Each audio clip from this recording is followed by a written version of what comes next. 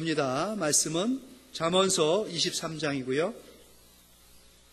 22절로 25절까지의 말씀 되겠습니다. 구약 937년이고요. 잠언 23장 22절로 25절을 함께 한 목소리를 읽도록 하겠습니다. 22절부터 같이 읽습니다. 시작. 너를 낳은 아비에게 청정하고 내 늙은 어미를 경히 여기지 말지니라. 진리를 사되 팔지는 말며 지혜와 훈계와 명철도 그리할지니라. 의인의 아비는 크게 즐거울 것이요 지혜로운 자식을 낳은 자는 그로 말미암아 즐거울 것이니라. 내 부모를 즐겁게 하며 너를 낳은 어미를 기쁘게 하라. 아멘.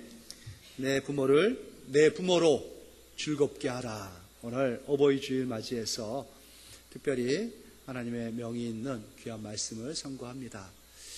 카네이션 단 모습들이 참 보기 좋습니다.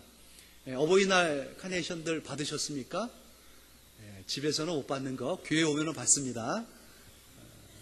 우리 어르신들에게 물어봤다죠? 여쭤본 거죠? 제일 받기 싫은 선물이 뭡니까? 1순위가 카네이션. 두 번째가 손주 재롱. 누가 그딴 거 보겠냐는 거죠. 제일 받고 싶은 게 뭡니까? 그러면 물어봤더니 첫 번째가 현찰, 두 번째는 현금, 세 번째는 돈. 그 믿지 않는 가정들 얘기 같아요. 뭘 해주든 귀하죠.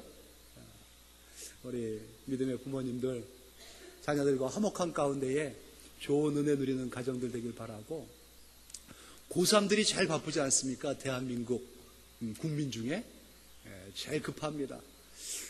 고3생들한테 한번 물어봤다죠. 네 꿈이 뭐냐? 무슨 대학입니다. 이렇게 얘기할 줄 알았더니 나름대로의 꿈이 다 있습니다. 비전이 있습니다.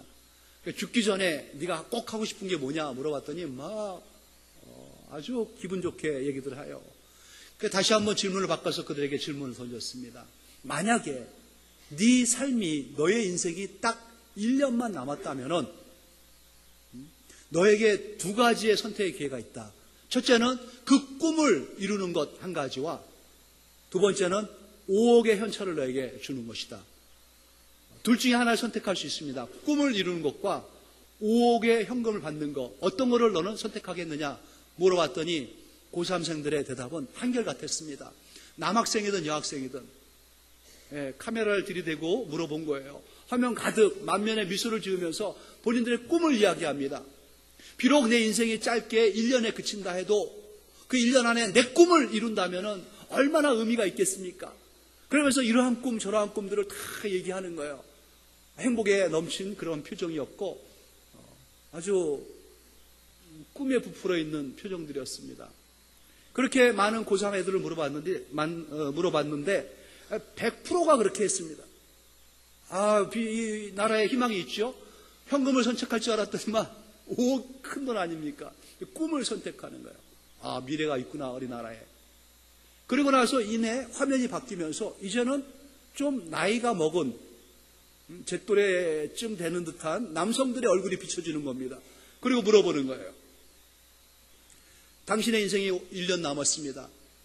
당신의 꿈을 이루는 것과 5억의 현찰을 받는 것하고 어떤 것을 선택하겠습니까? 그런데 이 어른들, 남자들 한결같습니다. 뭘 선택했을까요?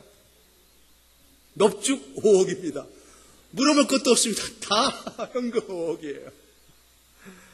그래서 역시 나이 먹으면 그런가 싶었더니, 그리고 나서 왜 5억을 선택합니까? 했더니 그들의 답변이 그랬습니다. 내 남은 삶이 1년밖에 안 남았다면 꿈을 이룬들 무슨 소용이 있겠습니까? 나의 꿈이라면 나의 자녀들이 잘 되는 것입니다. 아무것도 한 게 없는데, 그들에게 남겨놓은 것도 없고 물려줄 것도 없는데 현금 5억이 있다면 이것을 나의 사랑하는 딸에게, 나의 사랑하는 아들에게 남겨주면 그들이 이것 가지고 그들의 꿈을 펼치고 꿈을 이룰 수 있는 그 기반 다질 것 아니겠습니까? 5억 현금 받아서 자기 위해서 쓰겠다는 게 아니라 1년 짧게 남은 인생 동안에 할 게 없으니 그거 남겨주고 가는 그 의미를 찾는 겁니다. 그런데 그렇게 대답한 부모들이 다예요. 다 그렇게 대답합니다. 그 대답하는 사람들의 화면에 얼굴이 떠오를 때마다 그 아버지들은 누구였냐면 앞서 질문했던 고3생들의 아버지들을 찾아서 물어본 겁니다.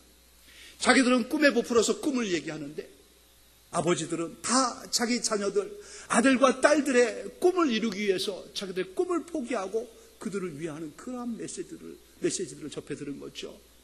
우리 아빠인데 하면서 그 입에서 그런 얘기가 나올 때에 딸의 얼굴이 심각해지더니 어느새 그렁그렁 눈물이 맺히면서 눈물이 뚝뚝 떨어지는 겁니다. 아빠 하면서. 참 잘된 광고더라고요. 지금 이 시간에도, 이 순간에도 이 땅의 많은 부모들, 자기가 자녀를 위해서 희생하는 줄도 모르는 채 희생의 길을 걷고 계시죠. 누가 나를 위해서 희생하라고 했습니까? 누가 당신의 그 인생 포기하고 나 위하라고 했습니까? 우리 철없는 자녀들 이렇게 항의하기도 하고 항변하기도 합니다. 하지만 우리 부모님들, 부모 그 이름으로 묵묵히 그 길을 걷고 계시죠. 희생의 길입니다. 내가 너를 위해서 희생한다 라는 말씀도 없이, 내가 너를 위해서 희생하는구나 라는 생각도 없이 그냥 그 길 걷고 계신다는 거 잊지 마시기 바랍니다. 사랑하는 우리 자녀 여러분, 그러기에 오늘만 그래서야 안 되겠지만 오늘만큼이라도 좀 입 열어 소리내어 그렇게 고백해 드릴 수 있는 것 아니겠습니까? 감사를 말이죠. 어머니, 아버님 감사합니다. 참 고맙습니다. 내가 잊지 않겠습니다. 그러한 메시지를 마음에 담아서 고백할 수 있는 귀한 은혜의 시간이 되었으면 하고요. 그러한 5월이 됐으면 좋겠습니다. 제가 우리 교회에 많은 자녀들을 대표해서 우리 어머니, 아버님께 인사드립니다. 참 감사합니다. 고맙고요. 잊지 않는 모든 자녀들 되겠습니다. 그렇게 해주실 수 있는 거죠? 우리 자녀 여러분들, 대답 소리가 적을 줄 알았어요. 하지만 마음으로는 다 그렇게 하겠다고 크게 소리했을 거라 믿습니다. 어버이 주일 아닙니까, 오늘이? 작년에 어버이 주일 무슨 설교를 했는지 혹시 기억하십니까? 하시는 분 있겠지만은 기억하시는 분 있을 거예요. 고르반이면 답니까? 기억나시죠? 참 제가 생각해도 은혜로운 설교를 했댔어요. 다른 거 없었습니다. 고르반, 그 단어의 의미를 새겼습니다. 유대인들에게 습관처럼 붙어있는 그 단어죠. 고르반. 굉장히 신성시되는 단어입니다. 그 단어에는 금지와 억제가 담겨 있습니다. 왜냐하면 고르반이라는 뜻은 바쳤습니다 라는 거예요. 하나님께 바쳤습니다. 하나님께 봉헌했고요. 하나님 앞에 구별돼 가지고 드렸습니다. 이 선택받은 이스라엘 민족에게는 그보다 더 귀한 말이 없습니다. 하나님께 드렸다는 거, 너무 귀하다. 참 큰일 했구나. 이렇게 인정을 하는 거죠. 그런데 이거를 남용하는 겁니다. 부모님이 집에 찾아왔습니다. 아들아, 딸아, 내가 먹을 것이 없다. 나에게 좀 쌀 좀 다오. 가재눈을 뜨면서 우리 집에 쌀이 어디 있어요? 먹을 거 우리도 없어요. 저 뒤지에 있는, 저 쌀독에 있는 쌀은 다 뭐냐? 그러면 있거든요. 그때 하는 말입니다. 저거 다 고르반이에요. 그러면은 아무리 부모라 해도 더 이상 말을 할 수가 없습니다. 이스라엘 민족들은요. 그러냐? 그러면 할 수 없지. 하나님께 바쳤다는 겁니다. 좀 용돈 좀 달라. 이 부모 생각해가지고 돈이 없다는 겁니다. 경대에 있는 돈은 뭐고 은행에 있는 돈은 뭐고 이번 달에 받은 그 보너스는 다 뭐냐? 그거 다 고르반이에요. 그러냐? 그러면 할 수 없지. 다 하나님께 바쳤다는 거예요. 그리고 나서 다 자기를 위해서 씁니다. 고르반이면 답니까? 예수님 앞에 신랄하게 질책을 받은 거 아니겠습니까? 이스라엘 유대인들은요, 그 어떤 민족, 그 어떤 백성보다도 누구보다 더 부모를 공경해야 한다라는 사실을 잘 알고 있는 민족입니다. 왜 그렇습니까? 하나님께서 아예 법으로 정해가지고 이들에게 주신 그러한 율법이기 때문에 그렇습니다. 딱 명시해가지고 부모 공경해라. 법으로 정해줬어요. 사람들의 말은 잘 안 듣지만 하나님 말씀이라면은 떠는 민족입니다. 두려워하는 민족이에요. 그래서 하나님의 법으로 정해진 이 율법, 부모를 공경하는 거 붙잡고 있는 민족입니다.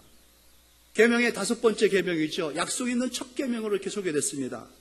신명기 5장 16절 말씀이에요. 내 부모를 공경하라. 어떤 약속을 주셨습니까? 그리하면 내 하나님 여호와가 내게 준 땅에서 내 생명이 길고 복을 누리리라. 이거를 너무나 잘 알고 있는 민족, 하나님께 복 받는 길이 무엇인지를 잘 알고 있는 이 백성들이죠. 그런데 이러한 놀라운 축복이 있음에도 유대인들은 효도로 말미암아 받는 하나님의 복을 다 놓쳐버린 민족입니다. 그렇게 못하는 거예요. 신약에 와서 사도 바울을 통하여 에베소 교회에 주신 가정을 회복하는 그 길의 메시지, 이 말씀을 다시 한번 바울 사도가 강조합니다. 에베소 6장 1절로 3절의 말씀이지요. 자녀들아, 주 안에서 너희 부모에게 순종하라. 이것이 옳으니라. 이것이 의라는 거예요. 내 아버지와 어머니를 공경하라. 이것이 약속 있는 첫 계명이니 이로써 네가 잘되고 땅에서 장수하리라. 효도로 말미암은 복은 참 놀랍습니다, 여러분. 특별히 3가지의 복을 주셨죠.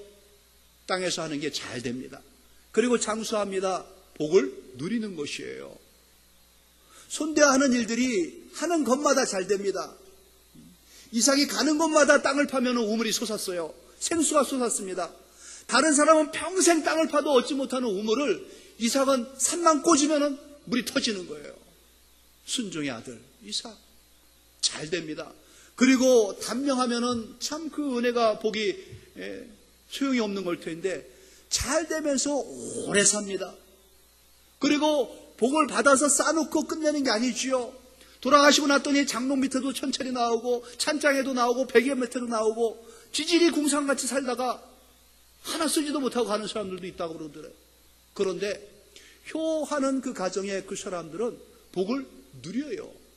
있든 없든 누리는 그 기쁨이 있습니다. 3가지의 복을 주셨고 오늘 특별히 잠언 말씀을 통해서 또 숨겨져 있는 놀라운 복이 이 효 가운데 감춰져 있음을 우리는 발견할 수 있어야 되는 것입니다. 오늘 이 잠언의 말씀은 솔로몬 왕이 자기의 아들 르호보암에게 뿐만 아니라 왕으로서 이 이스라엘 백성들에게 준 교훈서입니다. 듣고 지키라는 것이죠. 이들은 이 이스라엘 백성들은 효도에 대해서는 너무나 잘 알고 있는 사람들이에요. 하지만 실천이 없었습니다.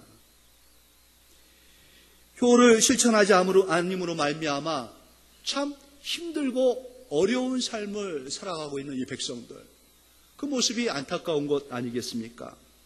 하나님께서는 이스라엘 백성들을 선택했을 때 이들을 복된 백성들로 삼으신 겁니다.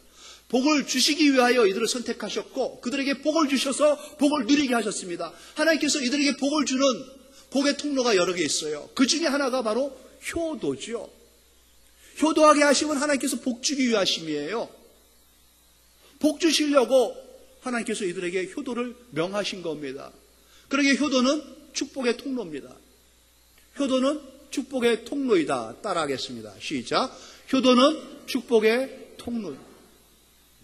통로가 막히면은요, 복이 오다가 멈춰버리는 겁니다. 통로를 시원하게 뚫어야지 통로를 통해 가지고 콸콸 쏟아져 들어오는 거 아니겠습니까? 효도를 통해서 하늘로부터 하나님께서 주시는 복이 내 심령에, 내 가정에 넘치게 되는 거예요. 괜한 소리가 아니라 하나님의 약속이라는 것이죠. 여러분 주변에 좀 괜찮다 싶은 그러한 사람들, 그러한 가정들 한번 생각해 보세요. 아, 참 멋지다, 부러운 가정이다. 나도 좀 저런 복된 가정 좀 가질 수 없을까 하는 그 가정치고 그 가정에 효녀 없는 가정 있나 생각해 보시라고요. 동서고금을 막론하고 믿든 안 믿든 하나님께서 주신 이 보편적 복, 효하는 가정에 하나님이 허락하시는 놀라운 복입니다. 하나님께 약속의 그 복을 받는 통로, 효도임을 꼭 기억하십시오. 효도하는 가정에 하나님께서 복을 주십니다. 복은, 하나님 주신 복은 두 가지예요. 하늘의 복과 땅의 복입니다. 하늘의 복은 신령한 복이지요. 하늘의 신령함으로 하나님께서 내려주시는 겁니다. 땅의 복은 기름진 복입니다. 땅의 기름진 것으로 채워 충만케 하십니다. 잘되고 장수하고 누리게 되는 그러한 복 말이죠. 누구에게? 하나님의 말씀에 순종하는 그 백성들에게 주시는 은혜의 복입니다. 오늘 특별히 하나님께서 또 이 잠언서를 통해서 효도하는 가정에 무엇보다도 기쁨의 복을 더함을 밝혀주십니다. 즐거움의 복이 그 가정에 있는 겁니다. 잘 되면서 오래 살면서 누리면서 기쁨이 넘치는 거예요. 웃음꽃이 피는 겁니다. 더 바랄 게 무엇이 있겠습니까? 그러한 가정의 말이죠. 기쁨의 복을 더해 주시는 우리 주님의 그러한 마음, 오늘 24절을 통해서 표현하고 있습니다. 24절 한번 같이 읽어볼까요? 본문 24절입니다. 시작. 의인의 아비는 크게 즐거울 것이요 지혜로운 자식을 낳은 자는 그로 말미암아 즐거울 것이니라. 아멘. 우리가 인생 살면서 크게 즐겁고 기쁜 날들 언제였는지 한번 생각해 보십시오. 언제 나는 내 인생에 참 만족을 느끼면서 짜릿한 기쁨 가운데에 감동이 넘쳐왔는지. 가만 보면 그러한 기쁨은 다 자녀들로부터 왔습니다. 그러한 기쁨, 순도 높은 그러한 즐거움은 항상 보면은 다른 것보다는 자녀들이 잘 될 때, 자녀들이 뭔가 이룰 때에, 자녀가 온전할 때에, 자녀로부터 뭔가 기쁜 소식을 들을 때에 그러한 기쁨이 감격에 넘칩니다. 그렇지 않습니까, 여러분? 그러한 복 말이죠. 자녀들이 잘 될 때 그보다 더 큰 기쁨은 없다는 것을 우리는 잘 알고 있습니다. 그러한 자녀들이 잘 되는 복, 어디에서 오는 겁니까? 내가 효도할 때 오는 거예요. 자녀들이 잘 되라고 자녀들한테 뭔가를 해줄 때 자녀들이 잘 되는 게 아니라 내가 부모한테 잘하고 내가 부모한테 효할 때에 이 자녀들이 잘 되는 겁니다. 부모에게, 자녀에게 하는 거에 반만이라도 부모에게 드리면은 이 반 드린 거에 2배, 3배가 자녀들에게 내려가는 거예요. 내 자녀들은 왜 이 모양 이 꼴일까? 내가 온전히 부모에게 내가 원하는 모양으로, 내가 원하는 그 모습으로 해드리지 못하니까 내 자녀들은 더 나빠지는 거예요. 자녀들이 온전케 되는 것, 말씀에 그렇게 하지 않습니까? 하나님께서 주신 그 복은요, 가정의 복, 기쁨의 복, 즐거움의 복을 준 것은 효하는 가정에 주신 거예요. 효자가 있고 효녀가 있는 그 가정 말이죠.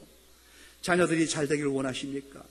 내가 부모에게 잘할 때 자녀들이 잘됨을 명심하시기 바랍니다. 그렇다면 어떻게 하는 게 부모에게 잘하는 것인가? 오늘 말씀을 주의 깊게 살펴보시기 바랍니다. 22절의 말씀에 나와 있죠? 또 같이 한번 읽습니다. 22절 시작.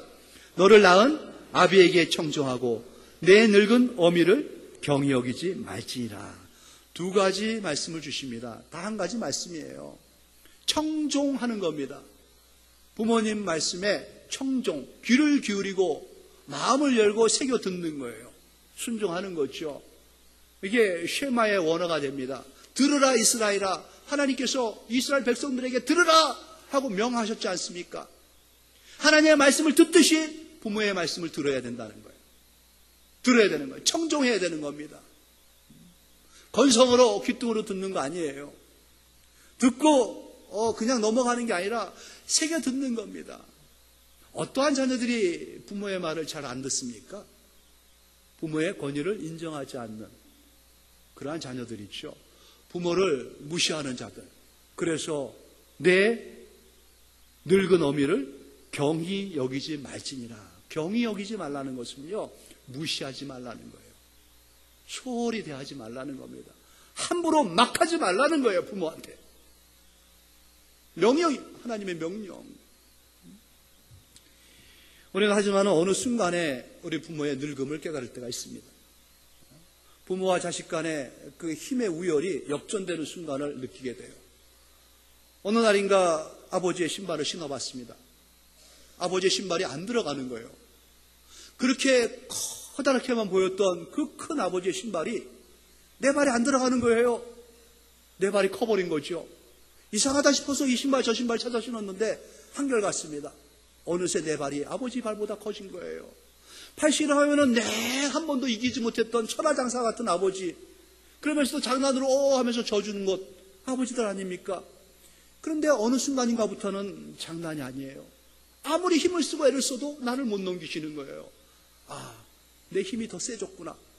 이제 아버지 힘 아무것도 아니기 시작했구나 라는 것을 아는 순간, 세상에 모르는 것 없는 어머니 같아요. 엄마가 말해주면 다 맞습니다. 근데 언제부턴가 빈틈이 보이기 시작해요. 아닌 것 같은데? 그러면서 점점 엄마의 말이 틀려지는 것을 깨닫기 시작합니다.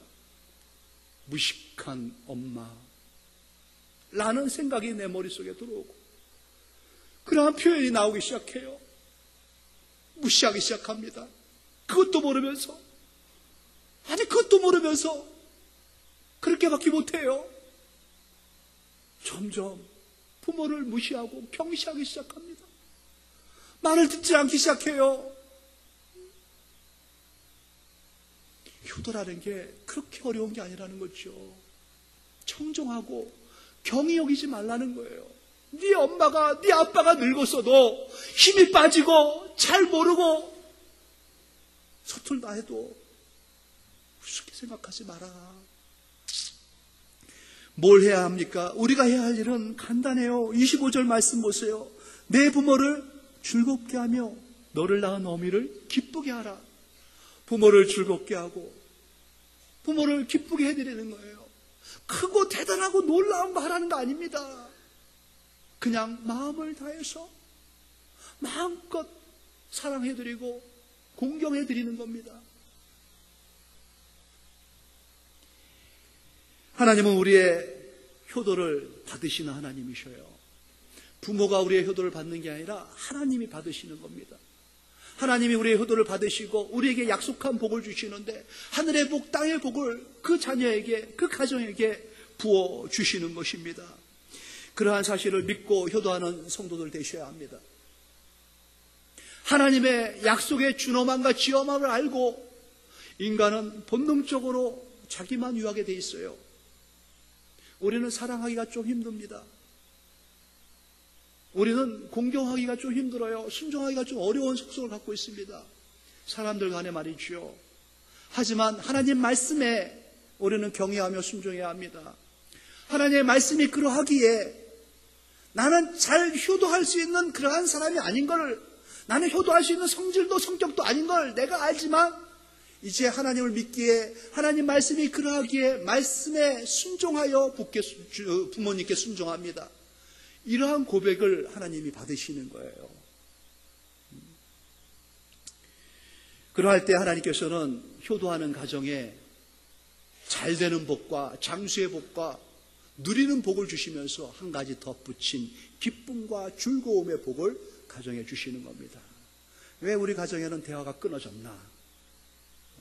아빠 얼굴 보기가 하늘의 별 따기고 아내와 남편의 대화는 이제는 먼 옛날 얘기가 돼버렸어요. 자식들이 아빠의 퇴근하는 시간을 두려워합니다. 엄마하고 대면하면은 참 귀를 막으려고 그러고, 언제부터 왜 이렇게 되었나?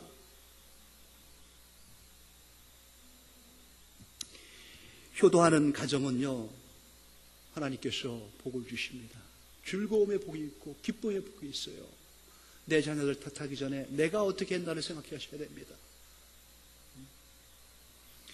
효도를 알고 있는 것만으로는 안 됩니다. 실천하지 아니하는 알매 효도는요, 저주만 쌓아갈 뿐입니다. 실천하는 성도가 되어야 됩니다. 그렇게 큰 거 실천하는 거 아니에요.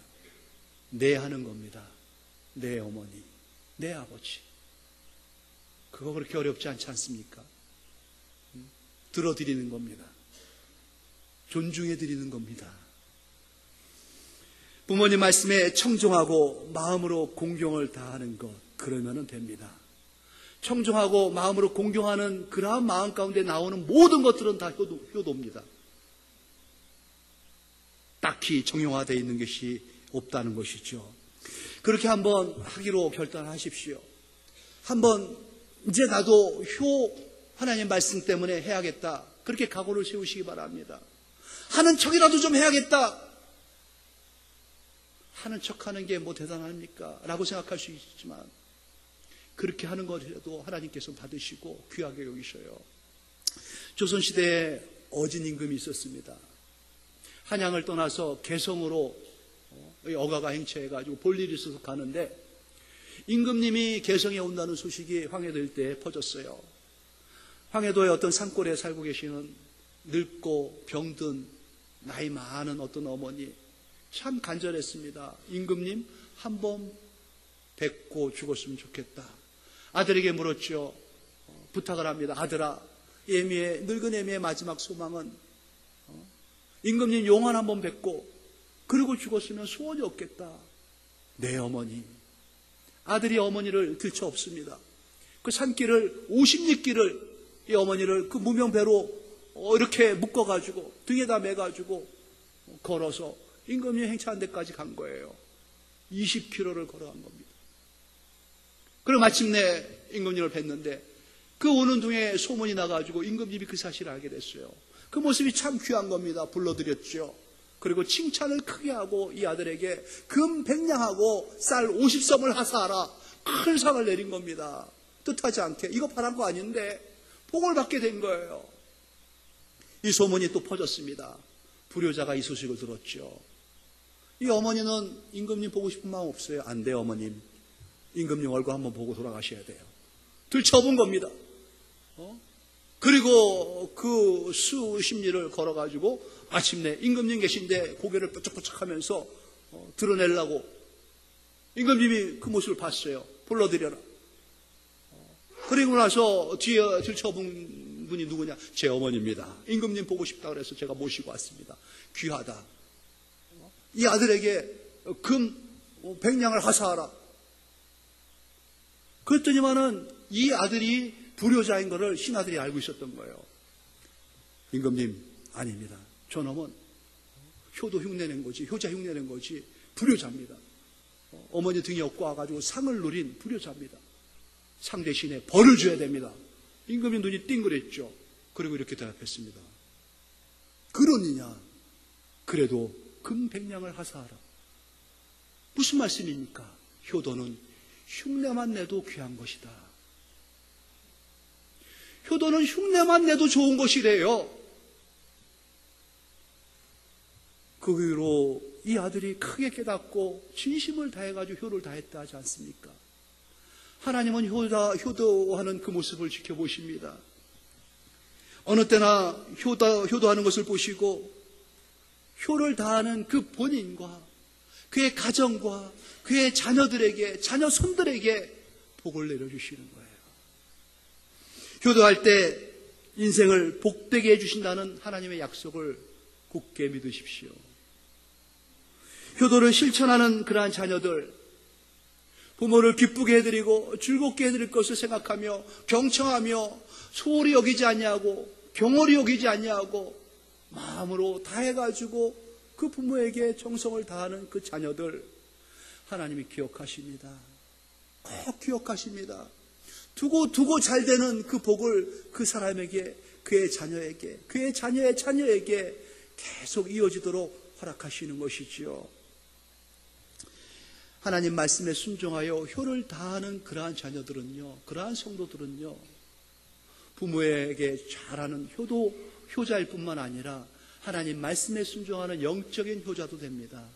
사랑하는 우리 영암의 모든 성도 여러분, 영적으로 육적으로 모두 효자 효녀 되어서 하나님이 주시는 하늘의 복과 땅의 기름진 복이 늘 풍성하여 하나님께 기쁨 되어지고 모든 사람에게 칭찬받는, 또 세상에 불효하는 가정을 어떻게 꾸며야 할지 모르는 많은 그러한 가정들에게 모범이 되어지는 귀한 복된 가정 되시기를 우리 주 예수님의 이름으로 축원합니다.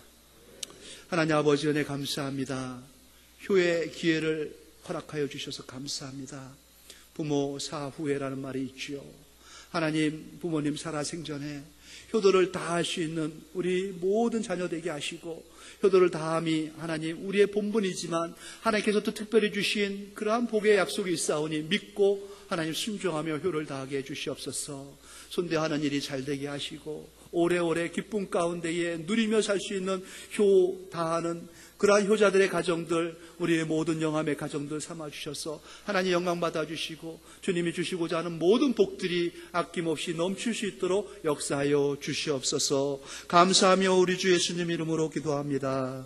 아멘.